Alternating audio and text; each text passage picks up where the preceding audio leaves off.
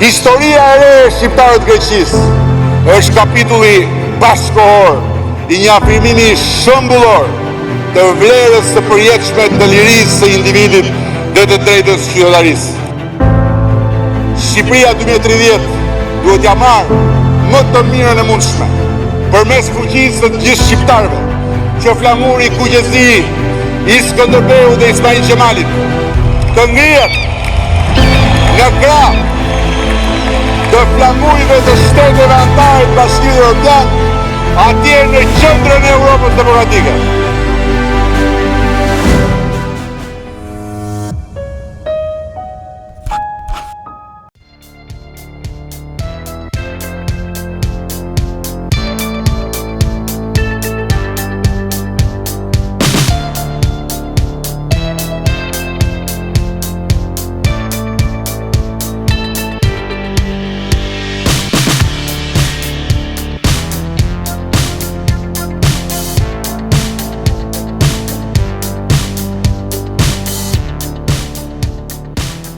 Tirana është sot, nesër s'është, vjen një tjetër. E vetmja që ngelet gjithmonë është Shqipëria. Dhe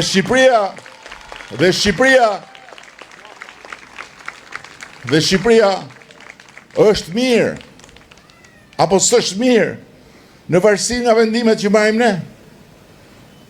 Dhe ky është rasti për të marrë një vendim që Shqipëria jo t'jetë mirë, por t'jetë shumë mirë. Që Shqipëria t'jetë një Shqipëri e re, që Shqipëria t'jetë vërtet zonjë e ulur në sallonin kryesor të Bashkimit Evropian, dhe që shqiptarët mos jenë më një popull i dorës dytë, mos jenë më qytetarë dorës dytë, mos jenë më të huaj në kontinentin ku banojnë dhe nuk banojnë në periferi, banojnë mu në zemër të kontinentit, në qendër, kërthiza është këtu. Dhe jemi të huaj. Shkojmë në Bashkimin Evropian në nxjerrin anash. Na vënë në një rresht tjetër e fillojnë pyetjet. Ku po shkon? Pse po shkon? Kush t'ka ftuar? Sa do rrish? Ke lek me vete?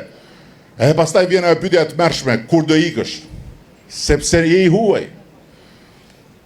Kur çojmë fëmijët për studiuar jashtë, sa do të zot të jenë fëmijët shqiptarë, prindit duhet paguajnë 10 fish që ata të studiojnë jashtë, sepse janë të huaj.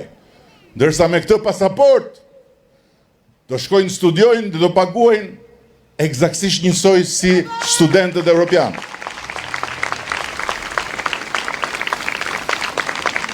Kjo është një anë. Ana e drejt për drejt. Ana e drejt për drejt që lidhet me ata që janë jashtë. Me ata që janë në Greqi, ju keni plot miq, shok, të afërm, familjar, ndoshta motra, vëllezër në Greqi, që e kanë sot ankthin e madh, mbas kaq shumë vitesh punë, do ju njihet as do ju njihet pensioni. Dhe kërkojnë që ne, qeveria, të bëjmë çmos. Dhe ne po bëjmë çmos. Por është një marrëveshje e vështirë. E mbyllëm më në fund me Italinë, mbas shumë vitesh. Me Greqinë është shumë e vështirë, se janë shumë shqiptarët atje. Greqia s'ka fuqinë e Italisë. Megjithatë, ne po punojmë me ta. Por ama, nëse shqiptarët marrin të pasaport, e din çfarë do të thotë kjo për ata që janë jashtë? Njohja automatike e pensioneve, leja automatike qëndrimi, të drejta të barabarta me çdo kënd tjetër, sepse janë qytetar të njëjtës shtëpi të Bashkimit Evropian. Nuk kanë nevojë më fare për pasaport greke, italiane, spanjolle, nuk kanë nevojë. Ju duhet ajo pasaport vetëm për një arsye, nëse duan të bëhen kryeministra e ministra në Itali e në Greqi. Se me këtë pasaport mund të zgjidhen në këshillat bashkiak, në këshillat komunal, mund të bëhen kryetar bashkie, mund të bëhen eurodeputet shqiptar me banim atje, nëse marrin votat për të shkuar dhe në Parlamentin Evropian. Gjitha.